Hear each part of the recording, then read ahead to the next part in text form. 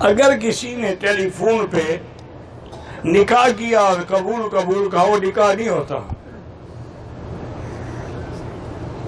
نکاح کے لیے ضرورت ہے کہ وہ لڑکا اور لڑکی ایک ہی جگہ موجود ہوں اور ان کا ایجاب و قبول کرایا جائے، ٹیلی فون پہ نہیں ہوتا ہے۔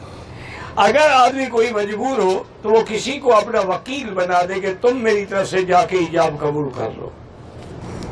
اگر کسی نے کسی لڑکی سے نکاح کیا، لڑکی کے والدین تو شامل ہیں، لڑکے کے والد نہیں تھے تو کوئی بات نہیں، وہ ہو جاتا ہے۔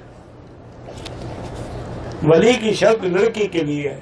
بہرحال بغیر ولی کی اجازت کے اگر نکاح درست نہیں کسی نے کیا تو حنابلہ کے نزدیک تو اس کو حد ماری جائے گی، سنسار کیا جائے گا۔